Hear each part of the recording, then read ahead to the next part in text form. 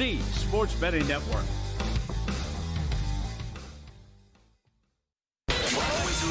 Follow the money. That's what I always say. You always follow the money. Yeah. This is Follow the Money with Mitch Moss and Paulie Howard on VSiN.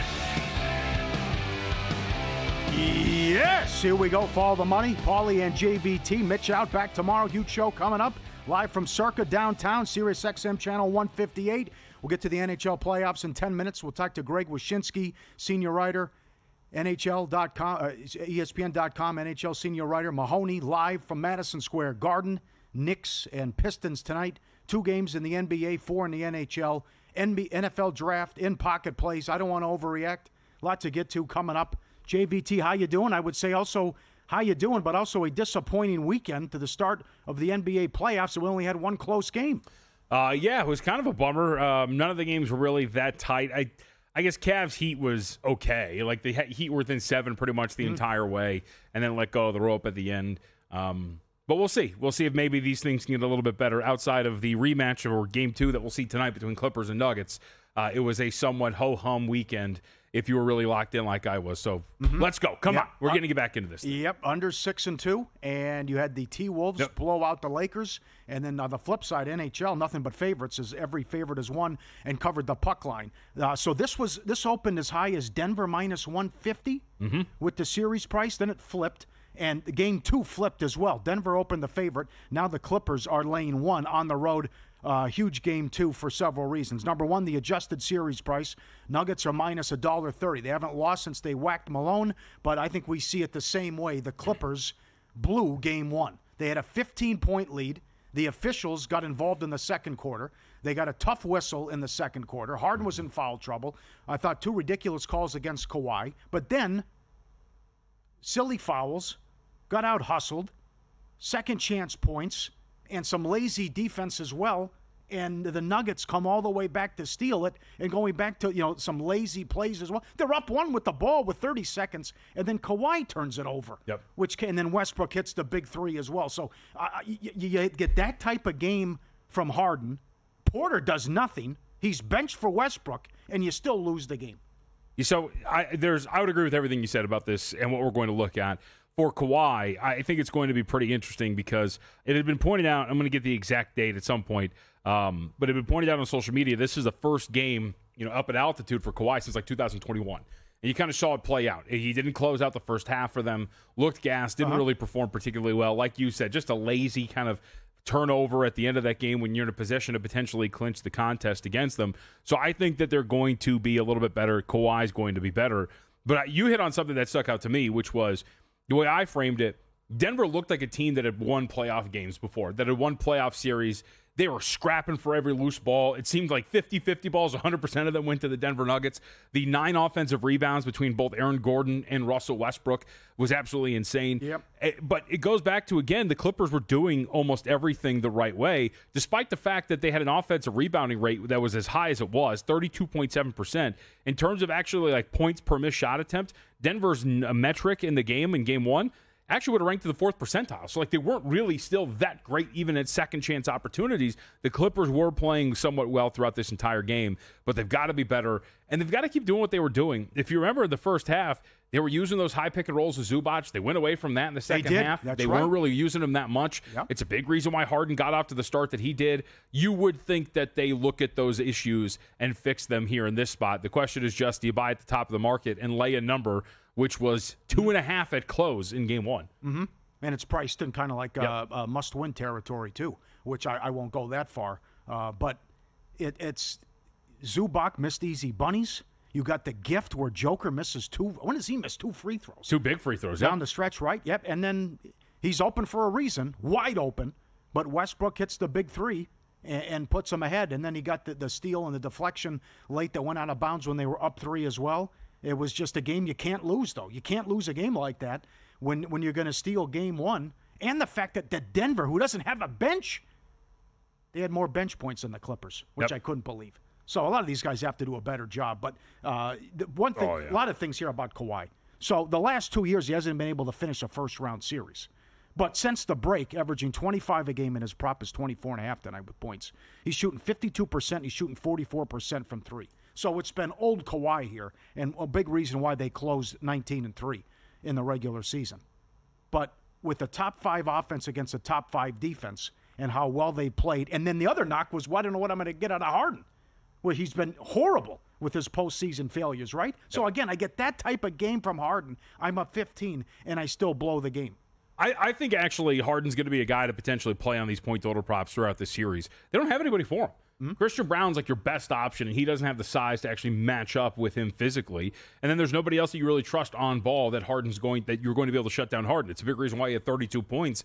There was nobody that they could use against him. If you're the Nuggets, at least you have Aaron Gordon to put on Kawhi and feel somewhat comfortable in one-on-one scenarios. But there's not really anybody you're putting on Harden that's going to make you feel comfortable.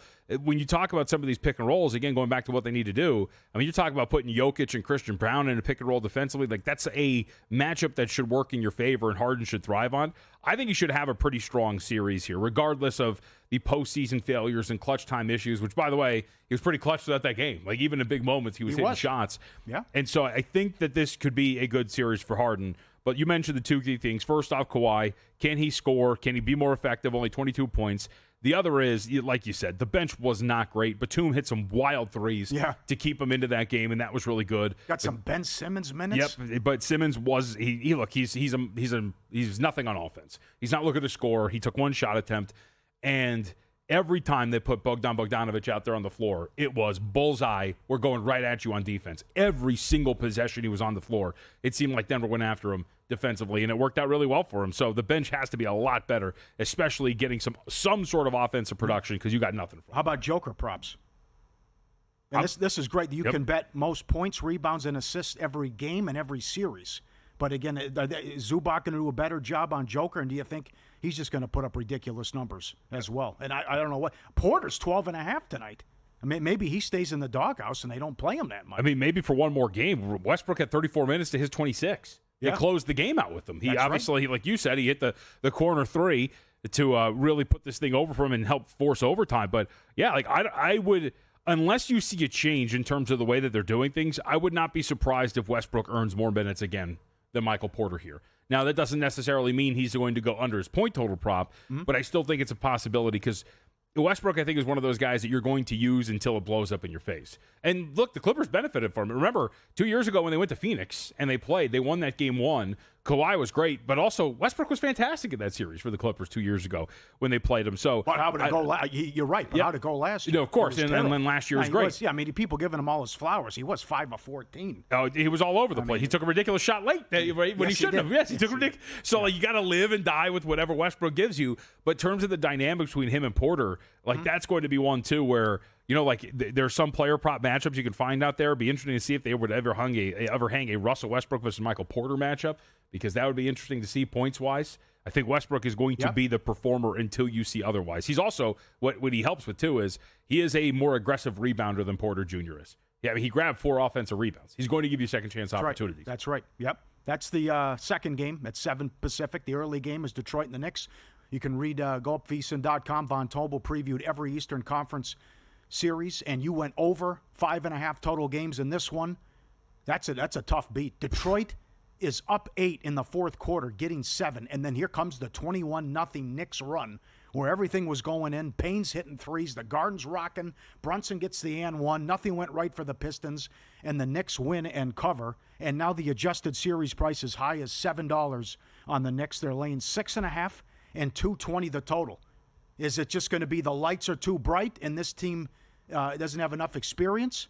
Or is it, hey, they can hang in here and more of not so much the 21-0 run, but it's more of the team that led by 8 in the fourth quarter? How do you see it? I mean, I think you still have some experience here, right? Like Tobias Harris is here, Malik Beasley. Well, you won't get that again. Yeah, 22 points, 7 to 12 overall in the game.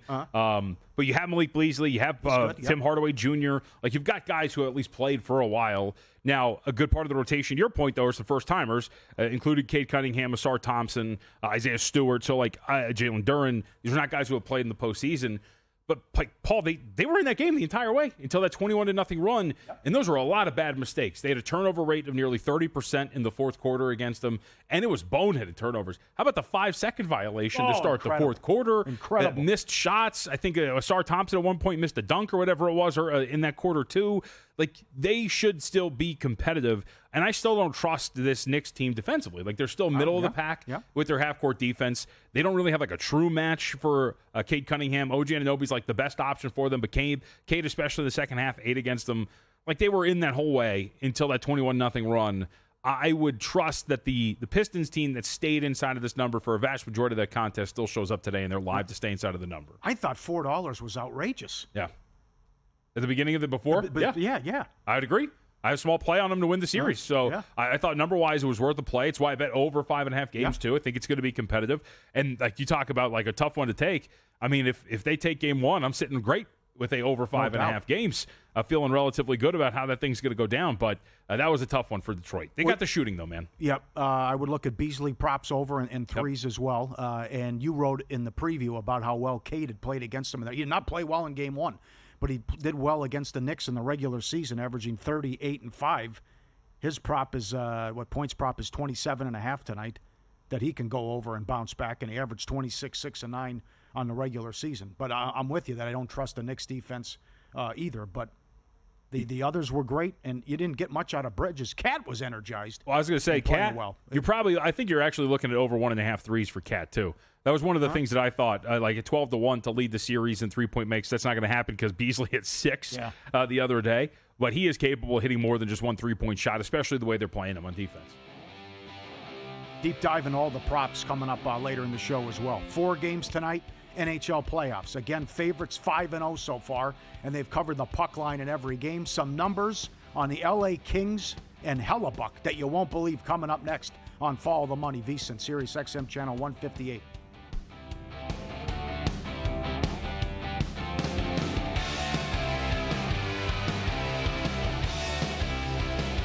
Time. There's nothing more valuable. It's what drives everyone to make the most of every moment. We celebrate living large in the now. In a city where time disappears, we create experiences that electrify the soul and memories that will last forever. We go big, we go all night, and here, everyone is invited. So get loose and get loud. This is Circa. You'll have the time of your life.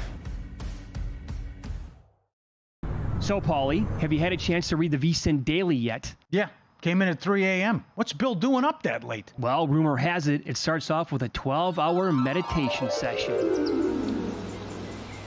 Then he just pours himself over film and live TV, really focusing and taking it all in. Bill's in with the biggest insiders, talking trade secrets, strategies, the whole nine, absorbing the info. And then and only then can the writing process begin.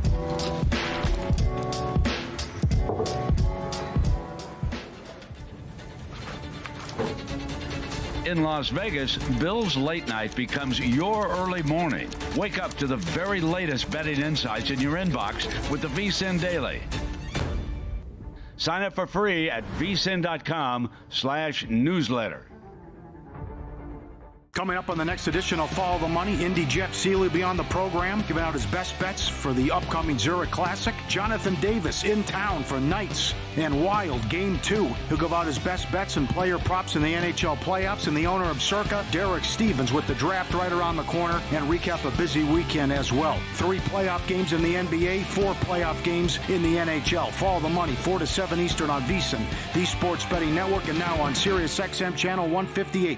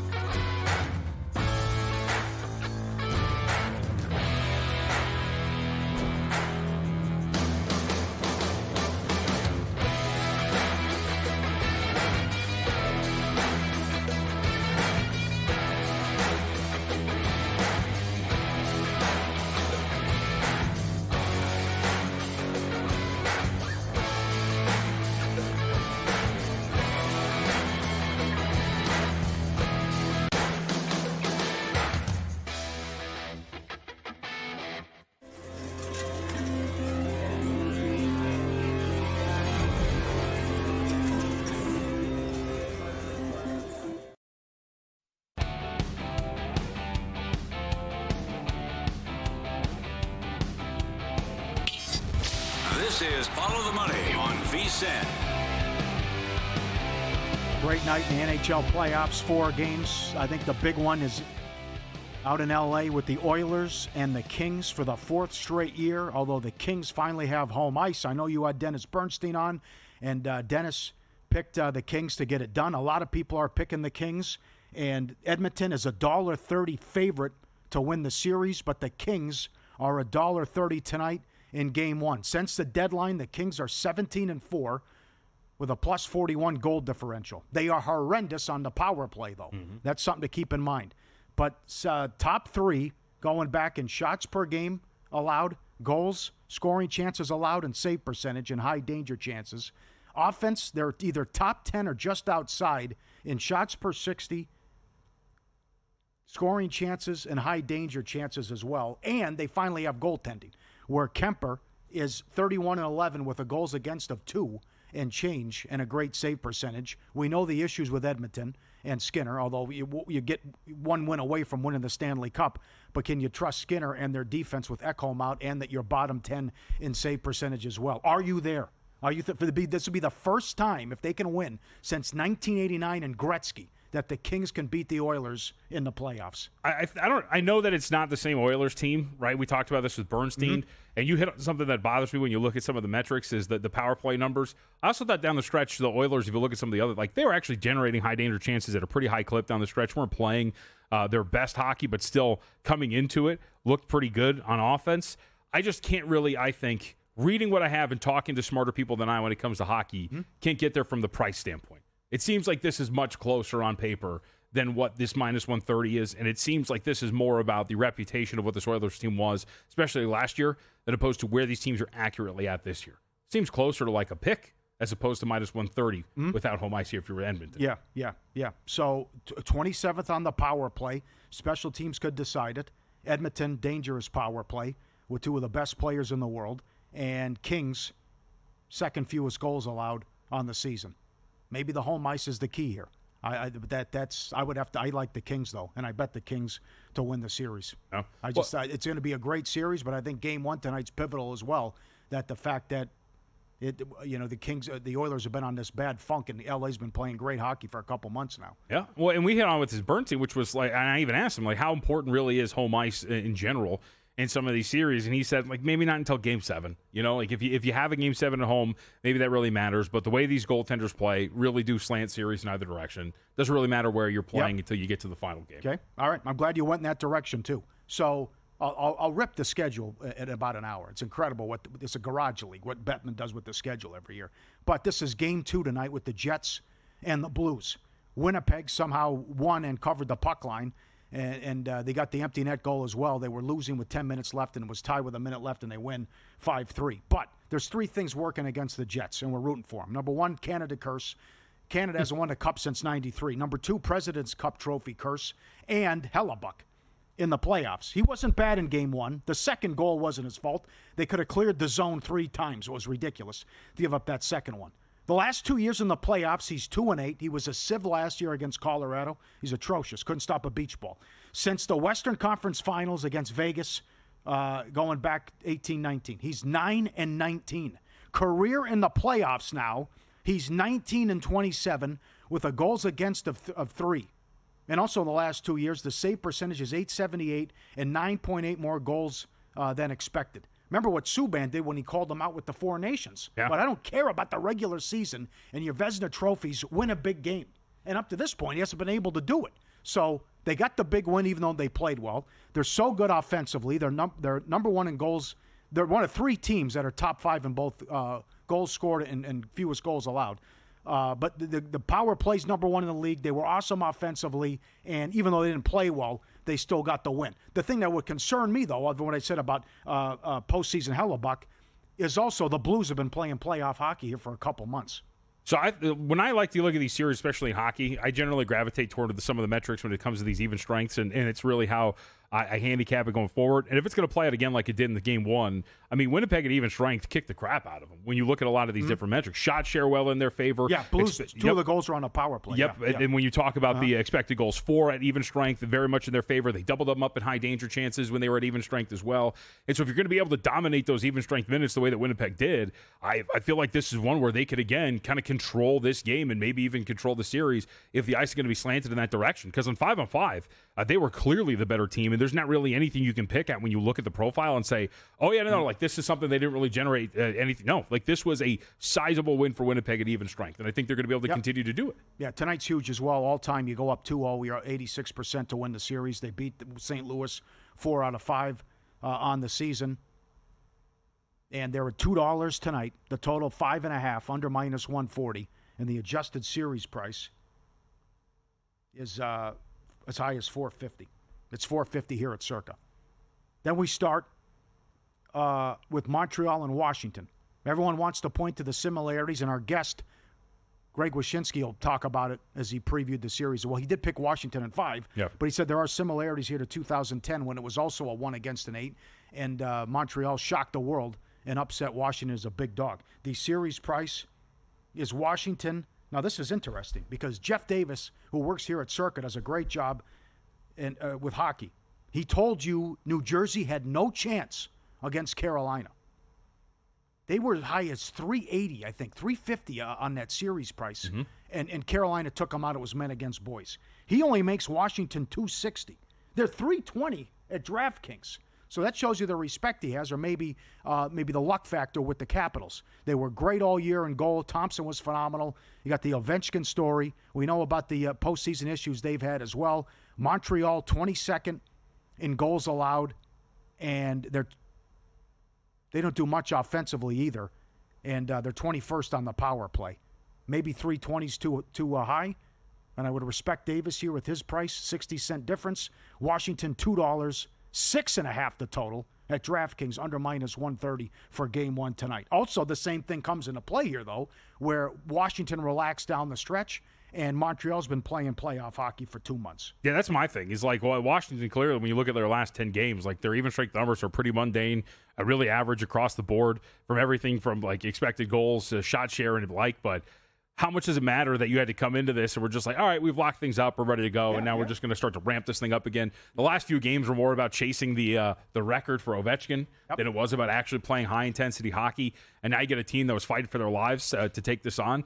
I would agree, like, when you look at this from a pricing standpoint, I think it's similar to what we talked about when you were off of vacation, but in terms of the price for Lakers and Timberwolves, I think there was a strong argument made that, hey, look, one team deserves to be favored, obviously, but if you're talking about pure probabilities, this seems a tad high for Washington when you're talking about the Canadiens' chances of actually pulling this off from the series standpoint. You worry about the health of Thompson, and then Montreal was 10-0-2 at home to close out as well. So if they steal one early, then maybe Washington goes bye-bye as well. And how about this move? This couldn't have been Pick'em. I can't believe they opened Pick'em with Colorado and Dallas. Now, game one was a burial. Colorado dominated game one. You also had one of the flukiest goals I've ever seen with the accidental kick that goes in the first goal of the game. But the question mark about goaltending, what are you going to do? Well, at least so far, so good. They answered that in game one. But when do you see this? Dallas has lost 8 straight game ones, and Dallas is currently on an 8-game losing streak, and they opened the series pick'em. It got as high as 165 Colorado.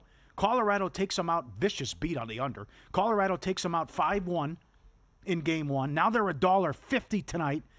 There are 6.5s out there.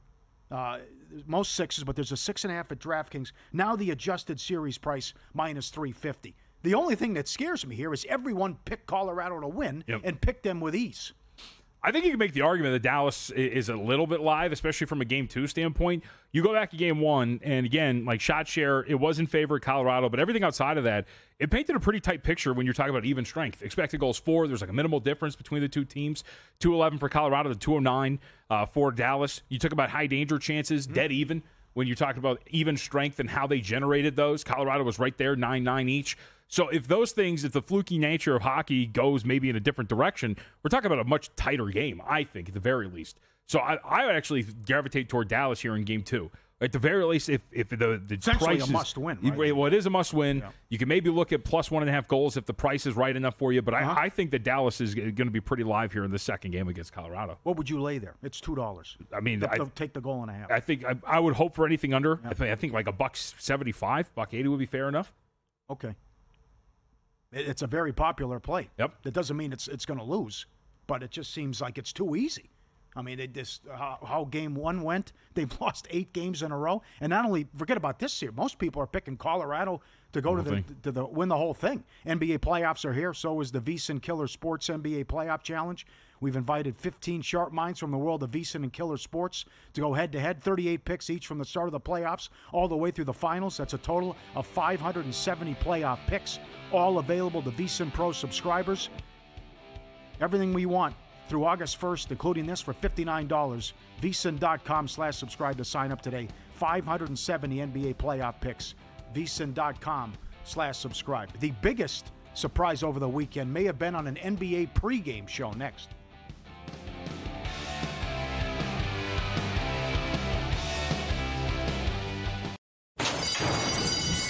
And they're off.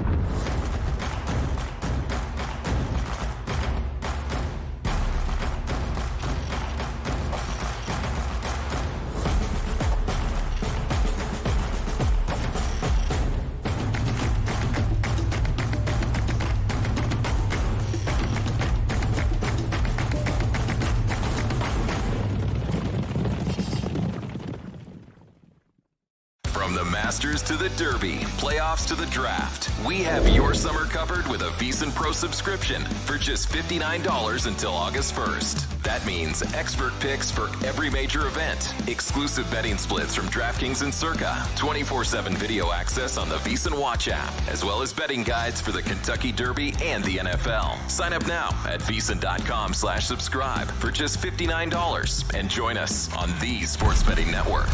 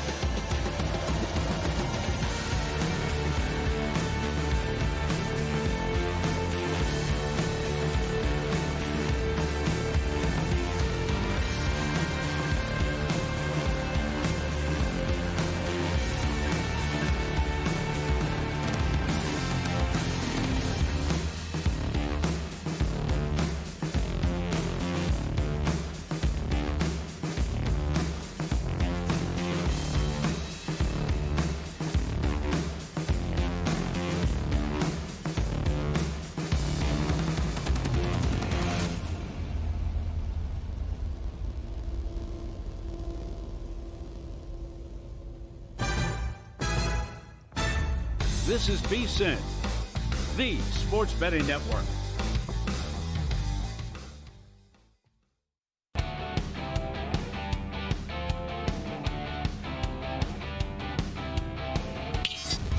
This is Follow the Money on VSiN.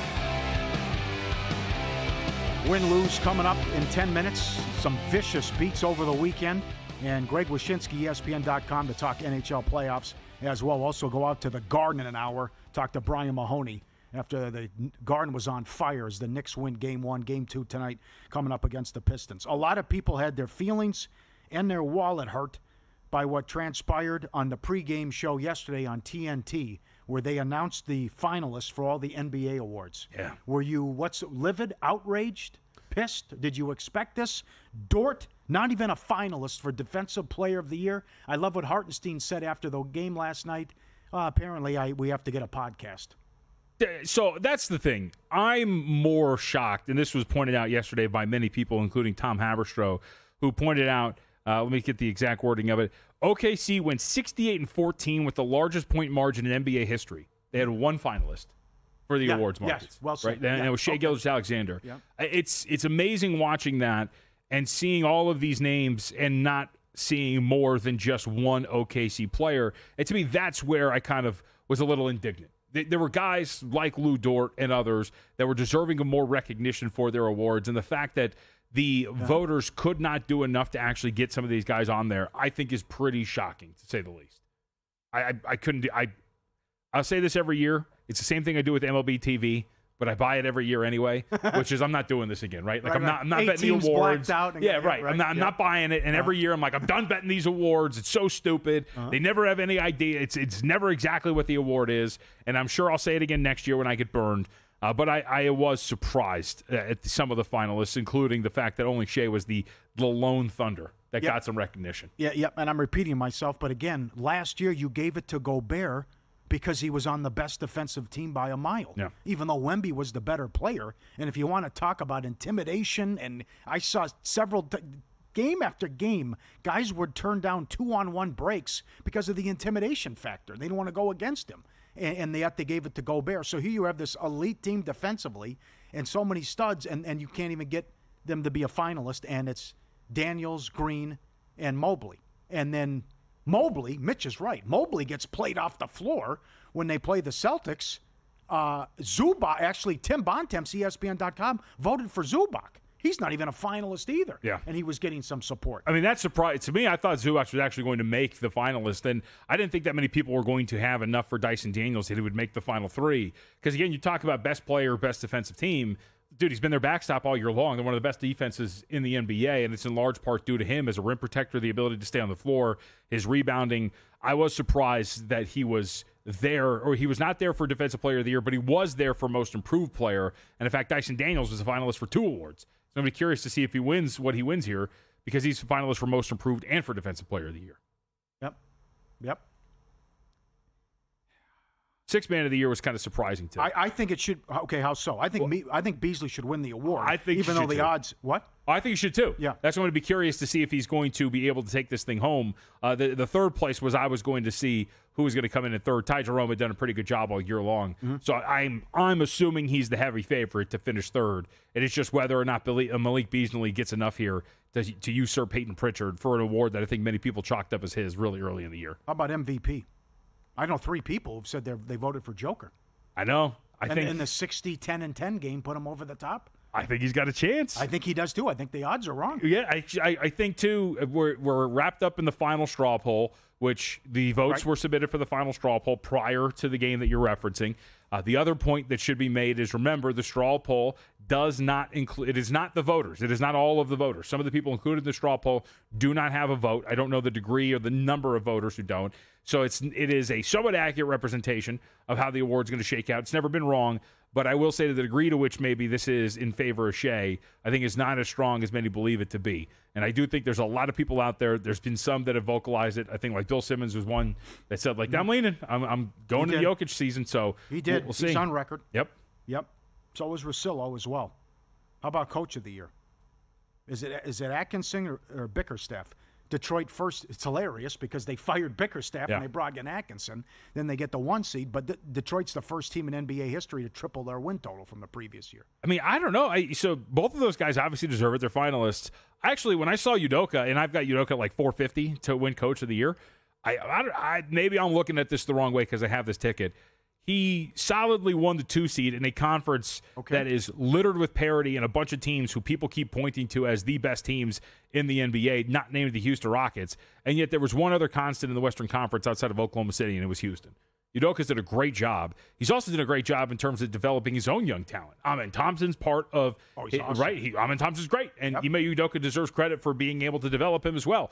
Using Alperen Şengün and getting the most out of Steven Adams and this group as well, I think deserves a ton of credit. So maybe JB Bickerstaff wins it enough that hey, this team lost 28 straight games last year, and they were solidly inside of the top 6, didn't have to fight through a play-in or anything like that. It clinched it relatively deep into the season with no worries about getting into the play-in. But I do think that a guy like Ime Udoka, I mean, this Coach of the Year, who knows? It might be the same for Defensive Player of the Year where some of these second or third place votes decided.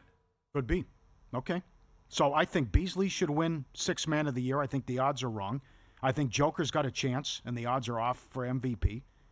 How about Most Improved? I bet Cade, but I don't think you can win this award if you're on a max contract. I agree with Windhorst. Right. And I think it's good. And then Daniels, there was a big move on Daniels when Cade got hurt as well. Yeah. Yeah, but here's the thing. I mean, these voters do it all the time. We saw John Morant win Most Improved Player in his career. Right? Yeah, like I hate this award because I never really. You can make a case, I think, for so many. For example, my Most Improved guy is not even a finalist. Christian Brown was wildly improved this year. He was asked to take over a starting spot for Kentavious Caldwell-Pope. He's obviously not going to win the award, but that's the whole thing is how do these voters view improvement? Because I think you can make a strong argument for a lot of different guys to win this award, and yet they're not going to be finalists. I gravitate with this award toward Cade Cunningham only because I think some of these voters are simpletons. And they're going to look at just, hey, Cade, now he's an all-star type player. Okay. We're just going to give it to him. Okay. How do you think it'll shake out with – and I echo your sentiments, what you said too. And you just can't bet this stuff anymore. Especially if Draymond wins Defensive Player of the Year. Do you think that the politicking will help or hurt him? I think it's going to hurt. It's going to help him. Go back. Was it 3 years ago now? I will still say to this day, Marcus Smart's Defensive Player of the Year, one of the most ridiculous Defensive Player of the Year awards I've ever seen. All right. Because what happened was Robert Williams got hurt, and all these voters panicked, and they didn't know who to give it to. And then Simmons did a podcast. And they did a podcast, and remember, Bontemps also wrote a piece about the perimeter defender never winning Defensive Player of the Year, and he quotes Marcus Smart in there about winning the award. And so everybody, because they're mouth breathers, are like, well, we'll vote for him because we got to give it to a Celtic. It was absolutely ridiculous. The politicking totally helps in this regard. Now, I will say I was surprised because you do have people like Kendrick Perkins who have votes who weeks ago openly said on Twitter, I'm voting for Draymond Green for Defensive Player of the Year, and then released his ballot and he had voted for Lou Dort. So maybe there's going to be some who don't buy this whole thing with Draymond Green. I think it's going to be pretty tight. This, among all of them, very much screams, dude, if you have like more third-place votes than second from the other guy, you might be able to snag this thing. So I don't know. I think it's going to be really tight. All right. And I Joker, to me, has to be Clutch Player of the Year, too. And Brunson was like $5. Yeah, I think they're probably Who's been more clutch than Joker? So here's the thing is, do the voters take the tact of, well, I'm not going to vote Jokic for MVP, but I got to give him something. So we're going to give him Clutch Player of the Year, to your point, and then give him the award. Because it's almost like a runner-up, here's your award, because you had a historic year, but I didn't give you MVP. Could be the case. Clutch numbers are very good for him, that's too. not bad. Yeah, that's not a bad angle. I'm with you, though. Going back to MVP, I think my man's got a shot. Sure he does. Absolutely. And that's not just that you got 3 people on record saying they're voting for him. Yeah. He's having a career. I keep saying it, he's having a career year as a 3-time MVP. Well, how about the on-off numbers? It's insane. That's the selling point. Of course. We're all-time good, or we're the worst in the league when I'm on the bench. There's not a competition. That's right. Oh, that's so good. Under a playoff team without Shea. That's one of the most incredible stats I've ever seen or heard. About with that, they're the number 1 offense in history. When you're on the bench, they're the worst team in the league. Come on. Want to bet smarter, not louder? Check out the Sharp Plays, sharpplays.com, where real bettors go to get ahead. He's been with us since day one on VSiN and Follow the Money. Since 2011, locked in with what the real pros are betting. Elite group, sharp money, and the kind that actually moves the markets. When the sharp play jumps on a side, the line reacts. With insider info and powerful AI tools, you're not guessing, you're getting ahead. Sign up for free betting reports, real-time alerts, and next-level intel via email or on X.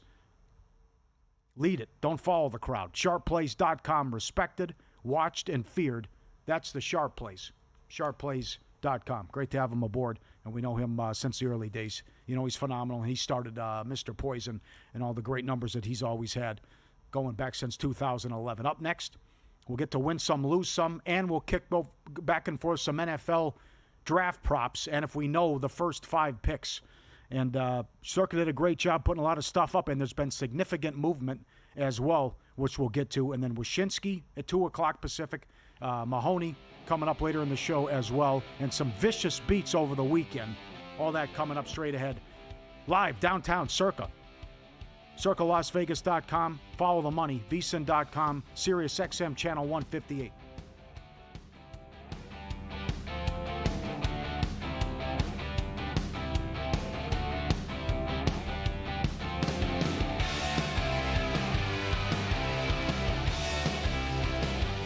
In the heart of downtown Las Vegas, a sports oasis awaits. Stadium Swim, the ultimate outdoor amphitheater, built for the ultimate sports fan, with a colossal screen that brings the game closer than ever. Reserve a daybed, private cabana, or lounge in the center of it all. 6 pools to dive into as the game heats up. And the best part, there's never an off-season. Open 365 days a year. Stadium Swim, it's always spectator season. Join Matt Brown and Mike Somich on Ready, Set, Bet as they get you ready to make your bets for all the weekend games. We're going to be at the end of this thing with money guns, or I'm just going to be like, you know, begging people for change out on Fremont Street. It feels like the Twins and the Guardians have higher floors but lower ceilings. Don't miss out on crucial advice for live betting once the game starts, as well as looking ahead to the upcoming action. Tune in to Ready, Set, Bet, weekends at 1 p.m. Eastern on VSiN, the sports betting network.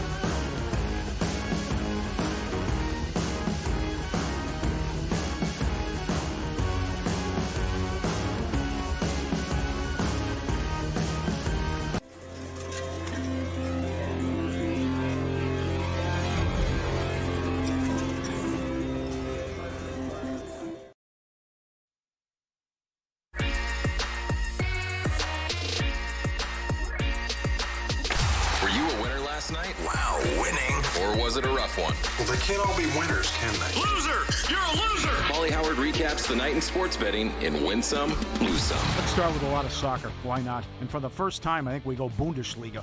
Stuttgart and Union Berlin. First time in Bundesliga history. 8 goals in the first half. How about this? No one scored in the second half. It was 4-4 at halftime, and that was the final score. Incredible. Oh, if you watch that, that's nuts. 4-4 at the half. Southampton, West Ham draw in the Prim, plus 340. Crystal Palace, Bournemouth draw, plus 240. All this happened this morning. Burnley and Leeds back in the Premier League. They were promoted after their wins this morning in the Championship League. Derby County, plus 330. Sheffield Wednesday, plus 230. Plymouth, plus 340. Blackburn, plus 250. Charlton, plus 280. Walsall, draw, plus 330. Cheltenham Town, 5-1. And Bromley, 3-1. NBA, the Thunder. 6th team in playoff history to win by 50 points. And they opened 11.5 and closed 13.5. That thing. How about this? Memphis, their first fast break points came at the end of the third when Bagley hit them shot behind half court. Come on, couldn't believe it. Brutal scheduling spot for him too. I feel like I want to give him. I feel like I want to give him a little bit of credit here. It was all timer. Yeah. You play Friday and then you got to swing back around Sunday on the road to play the early game. But man, that was an ass kicking. I don't like the comments after the game. What about John? You're getting blown out. He's laughing on the sideline. Yeah, we'll never play like that out. again. Are you sure? Really? I'm not saying you're going to lose by 50 again, but it's like they played you 5 times and kicked your ass every time. Every time. I mean, I still go back, this was like 2 or 3 months ago, Paulie. Remember, it was the second leg of a back-to-back, third game of 4 nights for OKC. Memphis had 2 days off. They were at home on Saturday. They were at that point, they were like the 3 seed. They're like, here we go. Let's make our mark. Let's show everybody this is the spot. They got mollywopped. They don't have a shot against this team, man. Some places don't even put a series price up. Yep. Like that number's so high. Celtics, Magic under 209 down to 205. Lakers, T-Wolves under 219 down to 215.5, no problem. Hockey, Hurricanes 180 up to 235. And favorites in the NHL playoffs so far, 5-0 straight up, and they've covered the puck line. Also from Jonathan Davis, they've gone over their team total, over 3.5 as well. Subscribe, be part of the team, VSiN.com. Our radio and podcast friends, you always want to see these tweets and videos at Paulie Does Vegas on Instagram. Send it in, we'll put you on. This is at Marlins games. You know, at these nice steakhouses, they have the seafood tower, which I've ordered several times, and I know it's what's the place called now? What's the place at Red Rock? T-Bones? Thank you. Yep. T-Bones, yep. T-Bones has it. It's I've gotten good. it there, yeah. Yeah, it's awesome. Yep. Well, this is the hot dog tower. Up top, you got the fries, the sausages, and the hot dogs. And then you go 4 hot dogs with baked beans, and at the bottom you go 4 corn dogs. $85. What do you think? It's just gonna. I don't know. The hot dog I'm a big corn dog guy, but that's a lot of ween right there. Oh, you need some help, no doubt. Need the friends or a little too phallic. Or chestnut. Yeah, sure. The top's not bad, but it's creative. Sure. Seafood tower at the steakhouse. What's at the top? That's the fries, the sausages, and some other stuff. That looks pretty good. The top. I'm a corn dog guy. I like the stuff at the top. You need to mix it up though, like some Korean corn dogs mixed up in there. You know what I mean? You ever had one of those? No, I haven't. Oh, buddy, you're in for a treat. Really? Got to try it out. Some of them are just stuffed with cheese, everything. Oh, they're great. Pigs in a blanket. Yeah, they're awesome. David Stern's number you one. You can make up you can mix the ween up here a little bit. You can put some more out there. Did you ever hear that story about Stern? No. Every event they would go to and he was at, pigs in a blanket had to be on the menu. It was his number one go-to thing. Really? And he'd be outraged if it wasn't on the menu. Everyone knew, Stern loved pigs in a blanket. That's such a weird.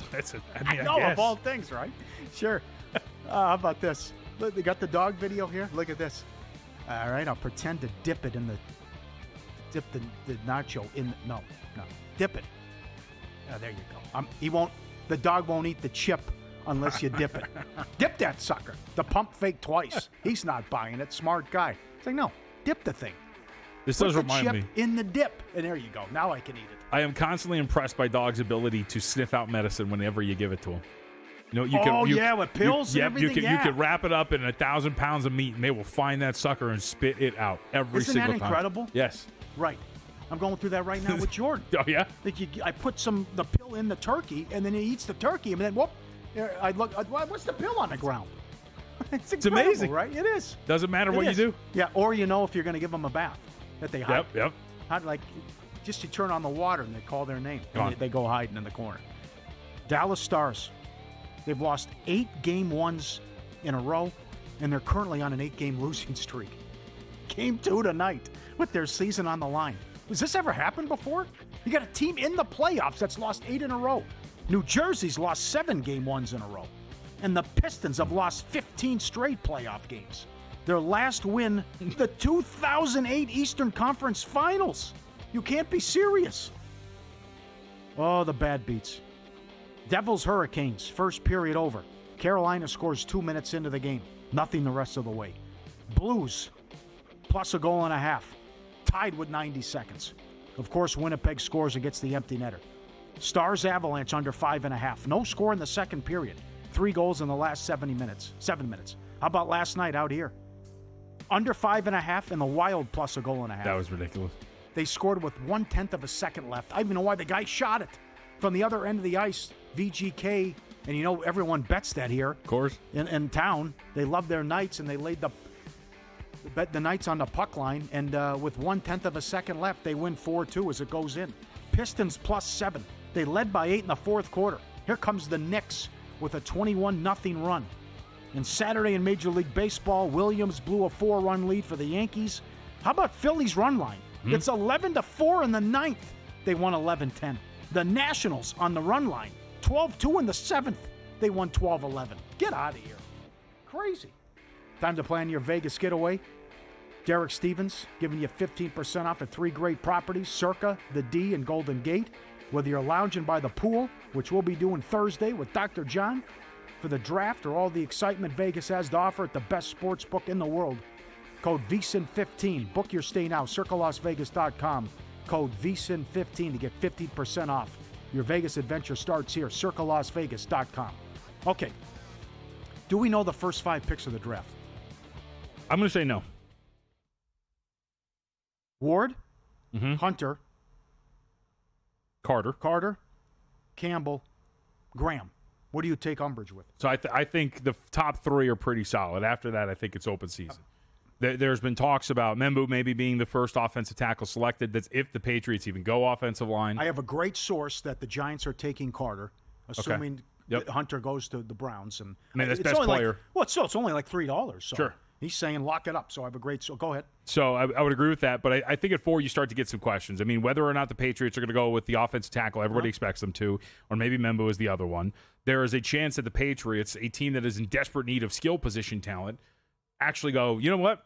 Why don't we go Warren or why don't we go Genty with our 4th overall selection to add to an offense that desperately needs some sort of skill position talent? That'd be aggressive. Wouldn't it be? I mean, it makes sense. I think it makes sense for a team that desperately needs it. Look, the offensive line, we talk about this all the time. Go back to, I brought this example up to humans on Friday, which was if you go back to the draft with Penei Sewell and Jamar Chase, that was like the big talking point, right? Which was, do you go offensive line or do you go wide receiver skill position?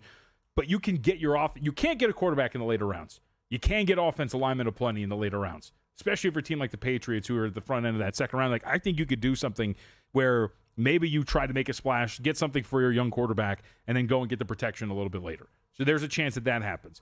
At number 5, Mitch and I talked about this when you were out last week. There are some clamoring in Jacksonville to go get Ashton Genty for the Jacksonville Jaguars. And if that's the case, what happens at number 6? Like, I think once you get past the top 3, then you start to get a little bit more chaotic. And for the Patriots, it might just be they take a different offensive lineman, but that sets, I think, the wheels in motion for everything else that could be a little different. What do you think about the Raiders at 6? Assuming Graham goes to Jacksonville. So we were Tim Murray and I were texting about this. We happen to have the same bet. I bet them 8-1 to draft an defensive lineman or edge. I think that there is a very strong reality that the team that, remember, whether it was 3 or 4 years ago now, their first round pick, 7th overall, Tyree Wilson has not worked out. He's not particularly good. Malcolm Kuntz coming off of a knee injury. He's a little bit longer in the tooth. You have nothing really there at the edge position outside of Max Crosby. I think you really need help on defense. Corner's also a situation where the Raiders could trade back and try to get one of these corners because they desperately need corner help too, especially how thin this thing has looked. But I think they go defense, man. I think there's a very strong chance they go defense and say, you know what, Genty's great, but we need help on this defense so we can get one of these other great running backs later. Circa open Genty 6.5 over -140. It's now under -250. Yeah. What about Sanders? Over 8.5 is as high as 450. Sounds like you lay it. I don't think there's going to be many teams that are barking at a chance to go and get him. The Tillier says the Saints aren't going quarterback? Yeah. Kim Amethyst said, nope. Wow. No way. I'm with it. I mean, again, so some of these grades, like we'll have more on Schefter. One of the things that he had put out there was some of these teams don't have a first-round grade on these quarterbacks at all. None of them. That's nuts. Yes. That's some good. We'll get to that coming up as well. More draft props, but up next, back to the NHL playoffs. Greg Wyshynski, NHL senior writer for ESPN.com. Did anything happen so far that's made him change his mind about a pick? Straight ahead. VSiN, follow the money. VSiN Network.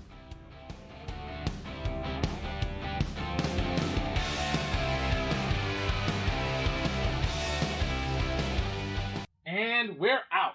Okay, give me 1 sec. I need to load funds into my gaming apps. Stormy, really